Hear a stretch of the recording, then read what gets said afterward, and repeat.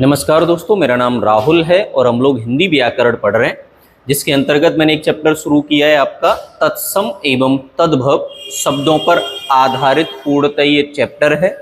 इसमें मैं पिछली 2 कक्षाएं ले चुका हूं, तो अब मैं बात करता हूं पिछली दोनों कक्षाओं में पढ़ाए गए डाटा से आगे। उम्मीद है आपको ये कक्षाएं समझ में आ रही होंगी, साथ ही साथ कुछ हम लोगों ने शॉर्टकट्स भी बनाए हुए हैं, तो उन शॉर्टकट्स का वहाँ पे उपयोग भी कर रहे हैं। आप बस थोड़ा साथ दीजिए, समझने का प्रयास कीजिए। देखिए, तो अगला है कि आंख शब्द। तो मैंने 2 पहचान बताई थी आपको, एक चंद्रबिंदु और एक ख। ये 2 पहचान है कि अगर ख अक्षर का उपयोग आम तौर पर, हमेशा नहीं, क्योंकि जो नियम हम लोगों ने पढ़े वो हमेशा सारे शब्दों पर लागू होते नहीं, तो आम तौर पर ये शब्द क्या होते हैं, तद्भव होते हैं। और जहां ख हो, ख का रूपांतरण आमतौर पर छ हो जाता है। ठीक है, याद रखना, मैं आम तौर पर शब्द को बार बार बोल रहा हूं, इससे ये स्पष्ट होता है कि ये बातें हमेशा पूर्णतः लागू नहीं होती हैं, है कि नहीं। बढ़िया। ऐसे देखिए, यहाँ आंगन और अंगड़, तो हमने क्या सीखा था, न हमेशा, न लगभग, तद्भव में और लगभग तत्सम में ही उपयोग में लाया जाता है। अगला देखो, आसरा तद्भव है, तो ये वाला स और ये वाला स्र जो मैं बताता जा रहा हूं वो समझते जाइए। तो ये वाला स ज्यादातर कहाँ आएगा, तद्भव में, और ये वाला स ज्यादातर कहाँ आएगा, तत्सम में। ठीक है।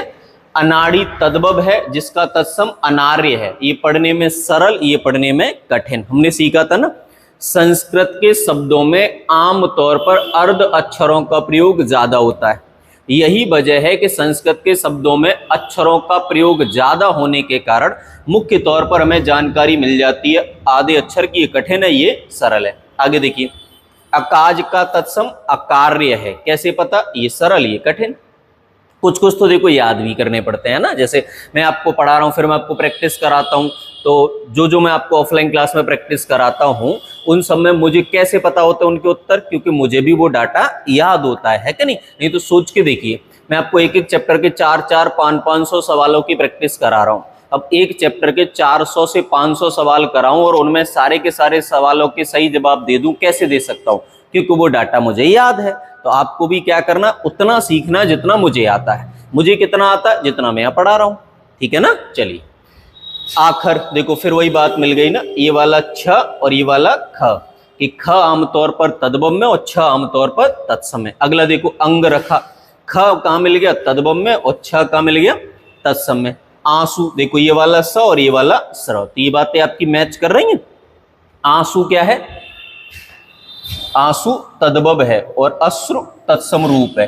इंपोर्टेंट बात देखो एक और है, जैसा मैं अक्सर कहा हूं आपसे पीछे, कि बिंदु का उपयोग आमतौर पर तत्सम में होता है, लेकिन यहां देखना ये तद्भव में हो रहा है। इसीलिए तो कहता हूं कि जो बातें पढ़ाई जा रही हैं वो हमेशा लागू नहीं होती हैं। और समझिए, अखरोट, तो यहाँ ख मिल रहा है, यहाँ पे छ मिल रहा है, तो ख वाले शब्द तद्भव और छ वाले शब्द तत्सम।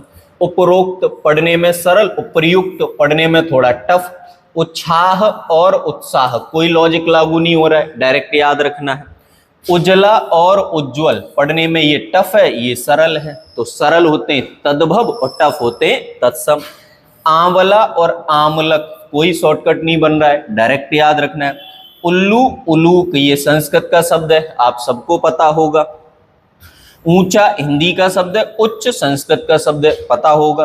ऊंट और उष्ट्र, ये पढ़ने में कठिन है। ठीक है, तो हम लोगों ने सीखा कि कुछ कुछ जगह शॉर्टकट लागू हो जाते हैं, जैसे आंख में ख, अच्छे में छ, आंगन में न, अंगड़ में ड़, आसरा में स, आश्रय में स्र, अनाड़ी सरल, अनार्य कठिन, अकाज सरल, अकार्य कठिन, आखर में ख, अक्षर में छ, अंगरखा में ख, अंगरक्षक में छ, आंसू में स, अश्रु में स्र, अखरोट में ख, अच्छोर में छ, उपरोक्त सरल, उपर्युक्त कठिन, उत्साह उत्साह, कोई लॉजिक नहीं। उजला उज्जवल, सरल कठिन वाला बना सकते हो, बाकी कोई लॉजिक बन नहीं रहा है। आंवला आमलक, उल्लू उलूक, ऊंचा उच्च, ऊंट उष्ट, पढ़ने में सरल, पढ़ने में कठिन। तो इस आधार पर हमने यहाँ कुछ शब्द देख लिए तत्सम और उनके तद्भव रूप के अनुसार। चलिए आगे बढ़ते हैं, आगे के शब्दों पे। पूरा चैप्टर ही शब्दों पर आधारित है, तो मुझे और आपको पढ़ना क्या है, शब्द पढ़ने। ठीक है, देखिए ओला तद्भव है और इसका तत्सम रूप है उपाल। कोई लॉजिक बन रहा है? कोई नहीं बन रहा, डायरेक्ट याद रखना है। इमली आमलिका, सरल कठिन। इकलौता एकल पुत्र, सरल कठिन, और कोई लॉजिक नहीं बन रहा। ईंट स्टिका, सरल कठिन, है ना। उपास उपवास, कोई लॉजिक नहीं बन रहा, लेकिन हाँ ये ओवा का उपयोग ज्यादातर तत्सम में मिलेगा, लेकिन हमेशा तो नहीं मिलेगा ना। चलिए, उगना उद्गत पढ़ने में सरल कठिन। उठान उत्थान, ये सरल है, ये कठिन है। उसास उच्छ्वास, देखो छ और यहां पर स, लेकिन बात क्या बनी उससे? कुछ नहीं। तो मामला यह है कि जो इसमें हमने शब्द पढ़े उनमें न तो कोई शॉर्टकट लागू हो रहा है और ना ही कोई लॉजिक लागू हो रहा है, सीधे सीधे शब्द याद रखने की नौबत आ रही है। जैसे कहार स्कंद भार, अब देखो ये पढ़ने में कठिन है, ये सरल है। कंगी कंकती, केवट केवर्त, केवट केवर्त। कड़ुआ कटु, कटु, कटु नहीं, ठीक है, कटु, कड़ुआ का क्या होता है? कटु। कपूर कर्पूर। केस केस, ये पढ़ने में देखो ये वाला स और ये वाला स, ये वाला स आमतौर पर तद्भव में ही आता है, बाकी बचे हुए दोनों स और स्र ये आमतौर पर तत्सम में आते हैं। कोड़ कुष्ठ पढ़ने में ये कठिन है, ये सरल है। कर्म कर्म, ये सरल है, ये कठिन है। कठिन का तात्पर्य अर्ध अक्षरों के प्रयोग से, ठीक है, बाकी तो सब सरल ही है। तो हमने क्या सीखा कि ओला का तत्सम उपाल, इमली का आमलिका, इकलौता का एकल पुत्र, ईंट का इष्टिका, उपास का उपवास, उगना का उद्गत, उठान का उत्थान, उसास का उच्छ्वास, उच्छ्वास, ठीक है। कहार का स्कंद भार, कंघी का कंगति, केवट का कैवर्त, कड़ुआ का कटु, ठीक है, ओ। कपूर का कर्पूर, केस का केस, कोड़ का कुष्ठ और कर्म का कर्म। तो ये हम लोगों ने पढ़े कुछ और तद्भव शब्द जिनके तत्सम रूपों की जानकारी भी हमने ली साथ ही साथ। चलिए अब बात करते हैं इससे आगे के शब्दों पे, ध्यान से देखना। देखो तो अगला शब्द है उघाड़ना और इसका तत्सम शब्द है उद्घाटन। तो अब देखो इसमें कोई लॉजिक लग रहा है? कोई नहीं, बस इतना है कि अर्ध अक्षरों का प्रयोग यहाँ हो रहा है या नहीं हो रहा है, तो वो तद्भव और तत्सम की पहचान वहां से हो जाएगी। किसान में देखो मैंने क्या बताया था, ये वाला स आमतौर पर तद्भव में और ये वाला स आमतौर पर तत्सम में, है कि नहीं। तो ये यहाँ पे अपना लॉजिक मैच कर रहा है। किवाड़ कपाट, कोई लॉजिक मैच नहीं कर रहा। कपूत कपुत्र, देखो त्र का प्रयोग आमतौर पर तद्भव में होता है, त का प्रयोग सॉरी त का प्रयोग आमतौर पर तद्भव में होता है और त्र का प्रयोग आमतौर पर तत्सम में होता है। ऐसी देखो कौआ का काक, कलेश का क्लेश, कटहल का कंटकल, कान का कर्ण, तो मिल गया ना ड़ और न, बाकी में कुछ नहीं मिल रहा है ना। आगे कुम्हार का तत्सम कुंभकार, करतब का कर्तव्य। जब पढ़ने में एक जैसे शब्द लगते हो, जिन ऐसे कह दो शॉर्टकट में कि जिन शब्दों का तद्भव और तत्सम एक जैसा ही लगता हो, है ना, थोड़ा बहुत अर्ध अक्षरों का प्रयोग आता हो बस, तो जो पढ़ने में थोड़ा मुश्किल लगे वो तत्सम है और जो पढ़ने में मुश्किल न लगे वो तद्भव है, ठीक है। आगे खाट का खट्टुआ। अब देखो एक चीज हमने अभी पढ़ी, त्र का प्रयोग आमतौर पर तत्सम में होता है, लेकिन यहां देखना नहीं हो रहा ना, इसीलिए तो मैं कहता हूं कि हमेशा सभी शब्दों पे नियम लागू नहीं होंगे। लेकिन एक चीज तो देखो, ख कहां आता है? तद्भव में, और इसके तत्सम रूप में आमतौर पर छ आता है। मिल रहा है? जहां मिलेगा बढ़िया। खंबा स्तंभ, सरल कठिन बना लो। गर्मी ग्रीष्म, सरल कठिन बना लो। गोबर गोमय, सरल कठिन बना लो। खीर में ख मिला, क्षीर में छ मिला। तो यहां से हमें इन बातों की जानकारी हुई।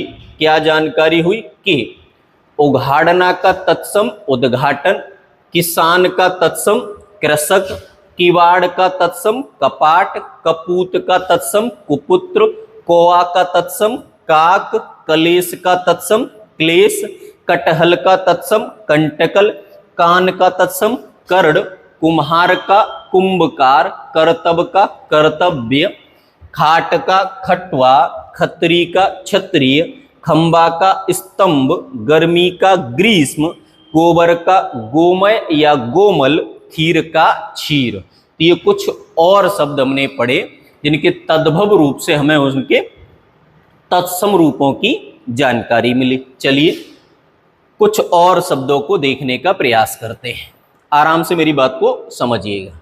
चलो तो देखो, खार, खार में क्या मिल गया? ख, और छार में क्या मिल गया? छ। तो हमारा शॉर्टकट लागू हो गया कि ख का प्रयोग आमतौर पर तद्भव में और उसके तत्सम रूप में आमतौर पर क्षत्रिय वाला छ मिल जाता है। अगला गेंद, गेंद का कंदुक, कोई लॉजिक लागू नहीं हो रहा। गांव, चंद्र बिंदु का प्रयोग आमतौर पर होता है तद्भव में और उसका तत्सम रूप है ग्राम। गधा का गर्धव, केवल पढ़ने में सरल और पढ़ने में कठिन ढूंढ सकते हो। गड्ढा का गर्थ, दोनों में ही कोई अंदाजा नहीं लग रहा है कि कौन सरल है कौन कठिन है। गेहूं में चंद्र बिंदु मिल गया, तो चंद्र बिंदु वाले शब्द ज्यादातर कहाँ हैं? तद्भव में। इसका तत्सम रूप गोधूम है। कोई जुगाड़ तो नहीं बन रही है ना? बढ़िया। चख, ख मिल गया, चक्षु, ख का छ। चौखट में ख मिल गया, चतुष्काठ में ख नहीं मिला, षटकोण वाला स मिल गया। तो ये हम लोगों ने पढ़ लिया है ना? आगे की बात करते हैं। गोंद का क्रोड़, कोई लॉजिक नहीं लागू हो रहा। घोड़ा का घोटक, पढ़ना ही पड़ेगा। घी का तत्सम घृत, घर का ग्रह, तो घर का ग्रह ये सरल है और ये कठिन है। ये सरल है, ये कठिन है ना? घूंघट में चंद्र बिंदु पहचान करा देगा, गुंठन में इसका याद रखना पड़ेगा, है कि नहीं? चांदनी में चंद्र बिंदु पहचान कराएगा कि ये तद्भव है। चंद्रिका में ऐसी कोई पहचान नहीं है, बस ये है कि पढ़ने में थोड़ा जटिल लग रहा है। चूना या चूरन, ठीक है, तो न से पहचान हो गई हमारी तद्भव की और ण से पहचान हो गई हमारी तत्सम की। चना यानी न से पहचान हो गई तद्भव की और ण से पहचान हो गई तत्सम की। ये तो हम लोगों ने कुछ जगह शॉर्टकट लगा लिया, कुछ जगह डायरेक्ट याद किए। तो क्या पढ़े हम लोग, एक बार उसको दोहराएंगे हमेशा की तरह कि खार का तत्सम छार हुआ, गेंद का कंदुक, गांव का ग्राम, गधा का गर्धव, गड्ढा का गर्त, गेहूं का गोधूम, चख का चक्षु, चौखट का चतुष्काठ, गोंद का क्रोड़, घोड़ा का घोटक, घी का घृत, घर का ग्रह, घूंघट का गुंठन, चांदनी का चंद्रिका, चूना का चूर्ण और चना का चड़क। तो ये हमने और कुछ शब्द पढ़े जिनके तद्भव और तत्सम रूपों की हमको जानकारी मिली। चलिए ये भी हमें पता चला कि कुछ शब्दों में शॉर्टकट जो हम लोगों ने बनाए हैं वो लागू हो जाते हैं, कुछ शब्दों में लागू नहीं हो पाते हैं, है ना? यही तो पता चला। चलिए आगे और शब्दों को देख लेते हैं, देखिएगा समझिएगा। और शब्दों को देखेंगे तो आपको समझ में आएगा कि तद्भव क्या है? छेद, और इसका तत्सम रूप है छिद्र। तो कैसे पता चलेगा? पढ़ने में सरल कठिन के आधार पर। अब देखो हमने क्या पढ़ा था कि ये वाला छ ये भी ज्यादातर तद्भव में आता, लेकिन ऐसा है क्या? दोनों जगह सेम है ना? चलिए, छिलका तद्भव है, सकल तत्सम है, ये तो पता ही आपको। ये वाला स ज्यादातर तत्सम में आता है, वेरी गुड। दामाद जामाता, कोई लॉजिक नहीं लग रहा है ना? हाँ यहां लग रहा है। देखो एक चीज, जोगी, ज आमतौर पर य अथवा ज्ञ में बदल जाता है। जब उसका तत्सम रूप बनाया जाए तो य अथवा ज्ञ में बदल जाता है, लेकिन हमेशा बदलता है क्या? बिल्कुल नहीं। लेकिन अगर किसी शब्द के दोनों रूप पढ़ने में लगभग एक जैसे लग रहे हैं और एक पे लगा है चंद्र बिंदु और एक पे लगा है बिंदु, तो हमेशा ध्यान रखना है कि चंद्र बिंदु वाला तद्भव होगा और बिंदु वाला तत्सम होगा, ठीक है? चलिए, जुगत का युक्त, देखो हो गया ना ज और य वाली बात। ज का प्रयोग आमतौर पर तद्भव में और उसके तत्सम रूप में य अथवा ज्ञ, य अथवा ज्ञ का प्रयोग होता है। अगला देखो, जमुना में ज, यमुना में य, मिल रही है बात। अगला देखो, जोड़ा में ज और युक्त में य, मिल रही बात। तो ये बातें हमें यहाँ मिली होंगी। अब देखो, चवाना में न से पहचान हुई कि तद्भव है, चरवड़ में ड़ से पहचान हुई कि तत्सम है। चिड़िया में कोई पहचान नहीं है, चटिका की कोई पहचान नहीं, सीधा सीधा याद रखना है। जलना पढ़ने में सरल है, पढ़ने में कठिन है। पढ़ने में सरल तद्भव है, पढ़ने में कठिन तत्सम है। जवान में पता चला कि तद्भव है और य से पता चला कि तत्सम है, तो जवान का तत्सम युवा। जेठ, ठीक है, जेठ तद्भव है और ज्येष्ठ पढ़ने में सरल कठिन। जोबन में ज आ रहा है, यौवन में य आ रहा है, इससे पहचान पता चल रही है। जत्था में ज आ रहा है, यूथ में य आ रहा है, इससे पहचान पता चल रही है। दाई में और धात्री में तो त्र का प्रयोग आमतौर पर तत्सम में ही होता है। ठीक है, चलिए एक बार इन्हें भी रिवाइज कर लेते। क्या? छेद का तत्सम छिद्र, छिलका का सकल, दामाद का जामाता। फिर हमने पढ़ा कि ज का तत्सम रूप बनाते समय आमतौर पर ज्ञ अथवा य आ जाता है, इसलिए जोगी का योगी, जांग का जंगा, जुगत का युक्त, जमुना का यमुना, जोड़ा का युक्त। चवाना में न तद्भव है, ण तत्सम है। चिड़िया का चटिका, जलना सरल, ज्वलिन कठिन, तद्भव तत्सम। जवान का युवा, ज और य वाली कहानी, तद्भव तत्सम। जेठ का ज्येष्ठ, जोबन का यौवन, जत्था का यूथ और दाई का धात्री। ये हमने फिर कुछ शब्द पढ़े तद्भव और तत्सम रूपों के अनुसार। उम्मीद है आपको कुछ शॉर्टकट और कुछ शब्दों की जानकारी हो रही होगी, क्योंकि चैप्टर पूरी तरह से याद करने वाला है, इसीलिए याद तो करना ही है। लेकिन अगर मैं आपकी इस चैप्टर में 10% भी मदद कर पाया तो मुझे बड़ा खुशी होगी। ठीक है, वैसे भी जो आप लोगों का प्यार, सहयोग, सपोर्ट मिल रहा है उसको क्या ही बयां करूं। मतलब मुझे तो उम्मीद भी नहीं थी कि हम लोग जिस शहर से आते हैं उसको आमतौर पर लोग छोटा शहर कहते हैं, और वहां लोगों के, हमारे शहरों की समस्या क्या है? सपोर्ट न के बराबर। आप चाहते हैं, आप दुनिया चाहेगी कि आप उन्नति करें, लेकिन अपने शहरों में सपोर्ट नहीं है। लेकिन आप लोगों ने जो साथ, सहयोग, सपोर्ट दिया है उसके लिए बहुत बहुत धन्यवाद, दिल से धन्यवाद। चलिए आगे बढ़ते हैं। अगला आप देखेंगे तो समझ में आएगा, ध्यान से देखिएगा अगली लिस्ट को, कि झूठा तद्भव रूप है और जुष्ट उसका तत्सम रूप है। कैसे पहचानेंगे? पढ़ने में सरल तद्भव होते हैं, पढ़ने में कठिन तत्सम होते हैं। तीखा से तो पता चल गया, ख और यहाँ पे छ। ख आमतौर पर तद्भव रूप है और छ उसका आमतौर पर तत्सम रूप में आता है। तांबा से हम लोगों को पता चला कि तांबा अर्थात, गौर से मेरी बात को समझना, कि चंद्र बिंदु वाले जितने भी शब्द हैं वो आमतौर पर तद्भव होते हैं, और ताम्र शब्द आमतौर पर कैसा हो गया आपका? तत्सम हो गया। तुरंत और त्वरित कोई जुगाड़ नहीं है, पढ़ने में सरल कठिन के आधार पर चुनिए। जैसे तपस्वी और तपस्वी, ये कठिन है, ये सरल है। सरल शब्द तद्भव होते हैं, कठिन शब्द तत्सम होते हैं। बहुत बढ़िया। त्योहार और तिथिवार, त्योहार का तत्सम तिथिवार है, कैसे पता चला? वही सरल कठिन। तीर्थ और तीर्थ सेम है, पढ़ने में कठिन। थन और स्तन, पढ़ने में सरल कठिन, बाकी तो कोई जुगाड़ बन नहीं रही है। दर्शन, यहां बना एक लॉजिक, स और स वाला, समझ रहे हैं ना? बहुत बढ़िया।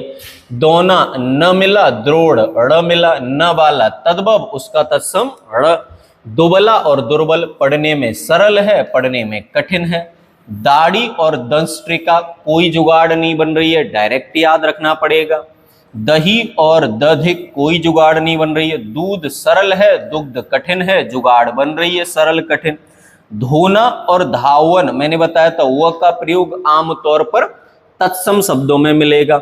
नहान और स्नान, वही सरल कठिन पढ़ लीजिए। तो हम लोगों ने क्या पढ़ा बाबूजी?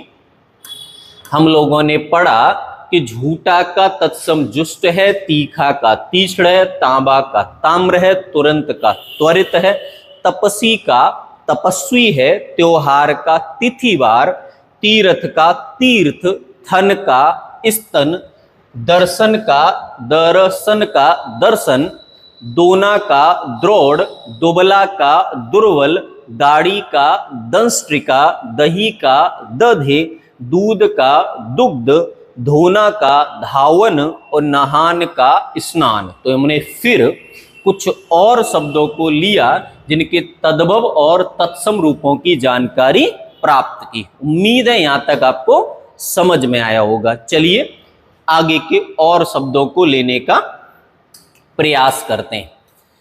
तो और शब्द हैं, आपको मैंने बताया ना ये चैप्टर पूरा कैसा है, शब्दों पे आधारित। तो मैं और आप क्या कर रहे हैं, वही शब्दों पे आधारित खेल को समझने का प्रयास कर रहे हैं। ठीक है, चल।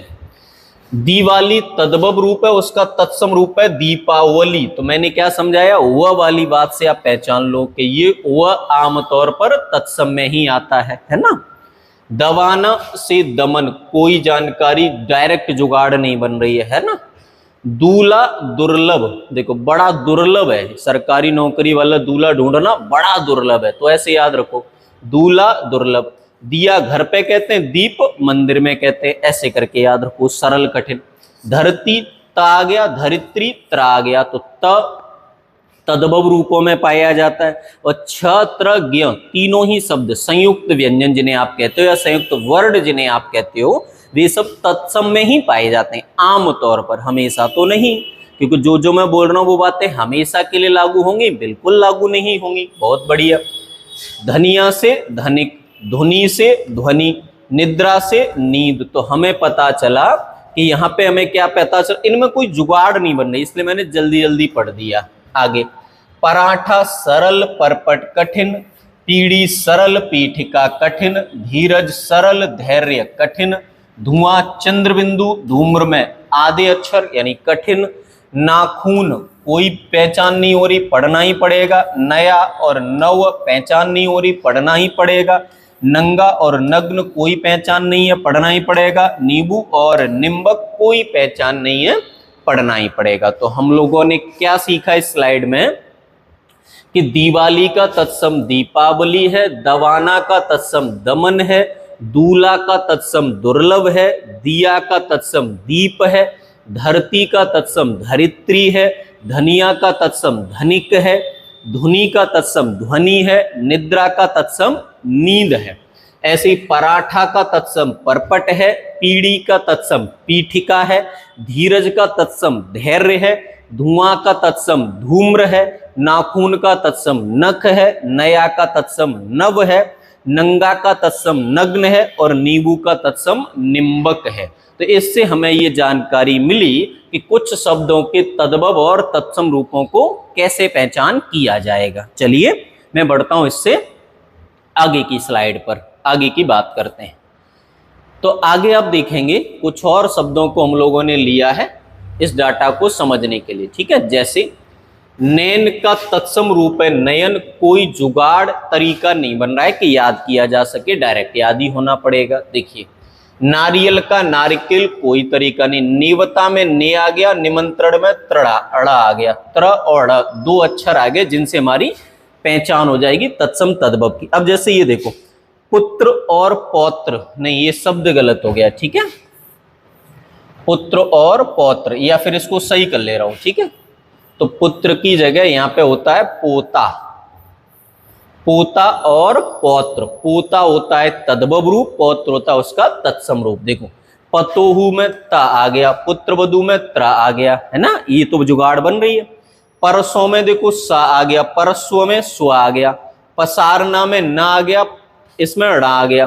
पहचान और प्रत्यय विज्ञान में कोई जानकारी शॉर्टकट नहीं मिल पा रहा है कि ये तद्भव है, ये तत्सम है। आगे, निवाह तत्समय निर्वाह तद्भव, सॉरी निवाह तद्भव है, निर्वाह तत्समय कैसे, सरल है कठिन है।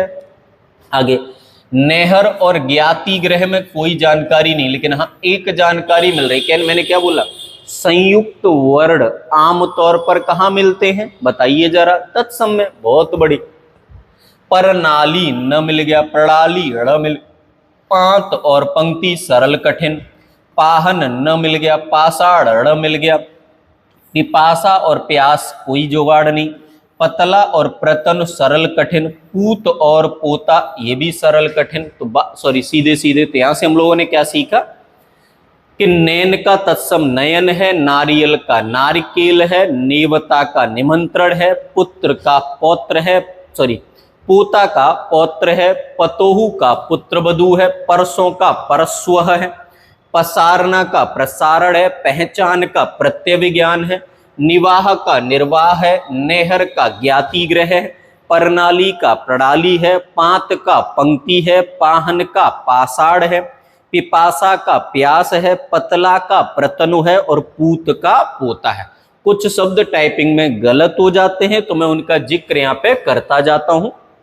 ठीक है, चलिए तो आप आज की कक्षा में यहां तक डाटा को देखिए, समझिए, सुनिए और ध्यान से सुनिए थोड़ा सा, क्योंकि जो सपोर्ट मुझे आपसे चाहिए था वो आपने भरपूर दिया है। अब बस मैं आपसे एक ही सपोर्ट चाहता हूं कि आप मेरे द्वारा दी गई कक्षाओं को तत्परता, ईमानदारी और सानिध्य पूर्वक देखने का प्रयास कीजिए। मिलेंगे हम इससे अगली क्लास में, तब तक आप खुश रहिए, ख्याल रखिए और मन लगाकर पढ़िए ताकि हम अगली परीक्षा में डंका बजा सकें। मिलेंगे हम अगली कक्षा में, तब तक के लिए धन्यवाद।